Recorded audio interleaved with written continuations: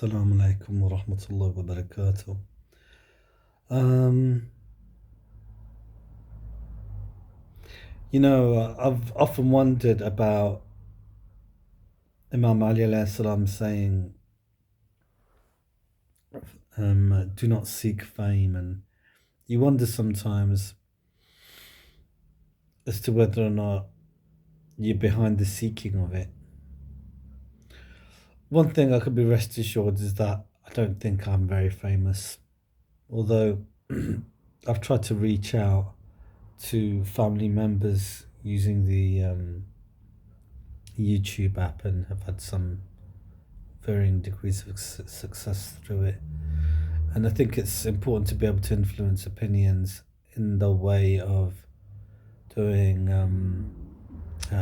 what is known as Amr bil Ma'ruf wa Nahyan al Munkar, which means inviting to the good and also forbidding of the evil. Is there enough of that going on in the world today?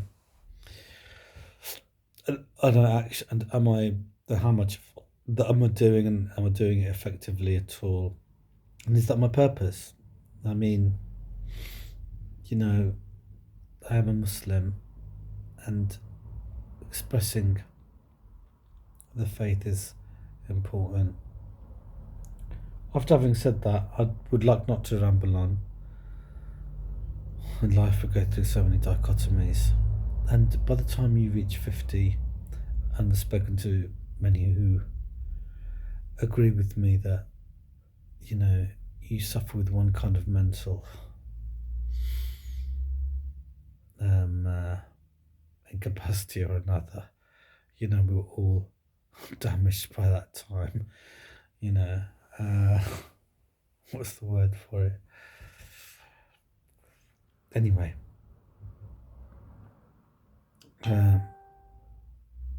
Smile to Jannah is a channel which I've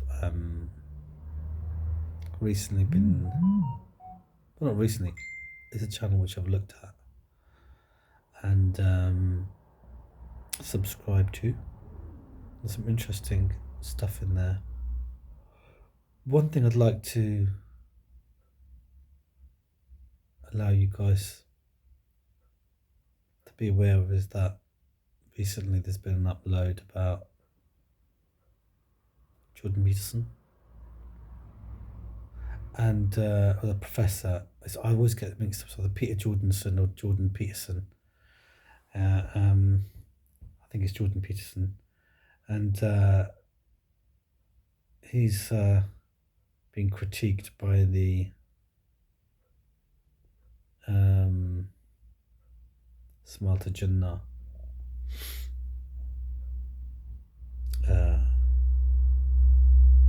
guy, because he's said that there's no getting away from the fact that Muhammad, peace be upon him, was a warlord, because he left as his legacy war, and he mentions Shia and Sunni, and something.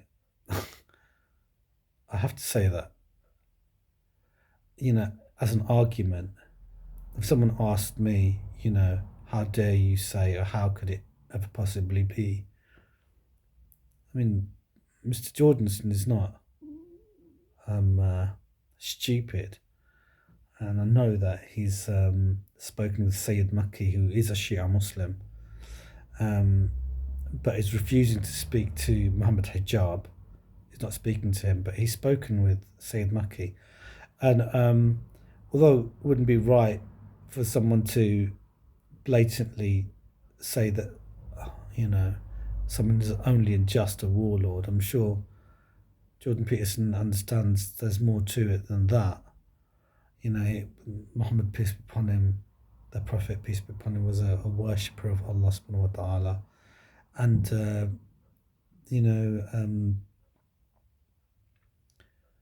the values, or the Quran itself, is because of the revelation that he received. And so there's so much in that in itself. We can't say that the Prophet, peace be upon him, was merely or just a warlord. Although he was a commander general in the army, what else is that? You know. But in the wake of the demise of the Prophet, what did he leave behind for the Ummah if it was not war? I say that. I say that in a way that makes it sound very dramatic. Um, he left war. How? My brothers, because what were his last orders? What were his last requests? Where shall we start from in the last 3 days of the Prophet Muhammad, peace be upon him, life? Paper, pen. People talk about Arafat and that was it. It was like, it's over then. There was the speech of Arafat, and this is what the Ahl Sunnah wal Jama'ah focus on. But after Arafat, the speech at Arafat, or the last speech at Hajj, after all of that, there was Ghadir. Over 100 chains of narration about what he said at Ghadir. It couldn't have been a non-event. It was a massive event. Coming back from Hajj, and then 3 days of, the last 3 days of his passing away. What was there? There was a request for a paper and pen, which was denied by Umar ibn al-Khattab. When the Prophet said, please, he said, bring for me pen and paper so that I may write something down for you, after which you will not go astray. And that wasn't brought. So was he able to leave a will? Was he able to write this down? Where did he write it down? Why did Umar refuse to bring the pen? Why were, there's so many questions there. But then, so it could have been that, in his wake, the Prophet Muhammad, peace be upon him, left something on pen and paper for the people to follow as an instruction.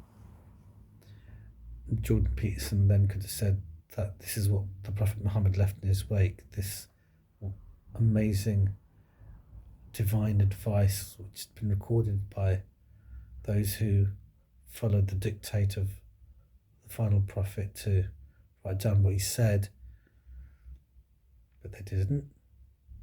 So Jordan Peterson is going to say the Prophet Muhammad left behind these words because Umar ibn Khattab stopped him from writing them. What did he say after that? He said, go.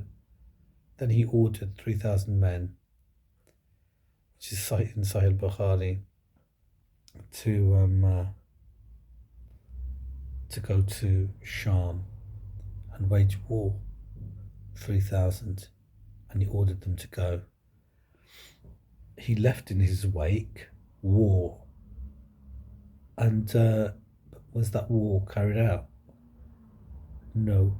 He told them to go immediately. They hung around in the borders. They were meant to be going to Syria. They were waiting for him to die. And then they, when he did, then they came rushing back. Yeah, very precarious situation. He knew he was going to die. They knew he was going to die. He sent them off because he didn't want them anywhere near him when he was going to die, when he was dead. Forgive me if it sounds disrespectful, I'm just talking to the layman here. But he didn't want them anywhere near him. That's why he said, go to Syria, 3,000, I want you out of here. I'm giving you an order. And so they knew both of them knew what was happening, and but they wanted to hang around, and he didn't want them to hang around. What was that for? It's obvious, isn't it? Because the one person who was to, according to his will, do his funeral, burial, preparation, was Ali ibn Abi Talib. So he had to stay behind. The Prophet was going to die. Someone had to bury him. So he designated Imam Ali to bury him. Imam Ali alayhi salam buried him with the family. He didn't send Imam Ali off. He needed Imam Ali there. This is logical, you know. But he did not need 3,000 of his companions there. He needed 3,000. He needed 3,000 of his companions out of town, you know, to go to war, and they didn't go because what's his name? They were, you know, the people who took the caliphate. They renegaded. They came back. They came back because they knew the Prophet was going to die. The Prophet sent them because he knew he was going to die. So there was an opposition here. When they came back, they didn't come back to the Prophet's funeral. They came back on the knowledge that the Prophet is now dead. We knew he was. Now we need to have a vote for the caliphate. Now we need to vote, you know, because we want a slice of that cake. The Prophet would have given it to Imam Ali, you know, but they wanted a slice of that cake. They didn't want to let go of that, and they took it.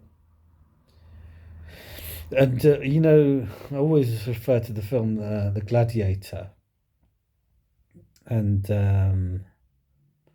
in The Gladiator, just before Maximus is about to die because he's been stabbed, and then they fought. He got fought after he'd been stabbed, and he managed to win, but he was going to die, and he gets his men and he gives them all instructions. Yeah, he gives them instructions. He says, like, you know, you go here, you do this, you make sure that this. Just before he's about to die, and they're warring instructions. They're instructions to do with defense and battle and all of that. So the Prophet Muhammad peace be upon him did that. He did that. That's why I say I haven't got an objection to what Jordan Peterson is saying. There's nothing disrespectful in being a warlord. Of many of the things the final prophet was, he was a warlord, right? Who was disobeyed. You know, his command was disobeyed, and that's the tragedy of the whole scenario. You know, if someone says Islam is not a religion of peace, then I'm going to say, okay, yeah, well, it's not. Just try creating havoc with me. I'll give you havoc back. That's my religion. You know, I'll defend. I will fight. You know, I'm not a sitting duck to be walked over. No, we're not that. We are not that. No. Why should anyone be that? We should all stand up for self-defense. You know, and obviously there's limits.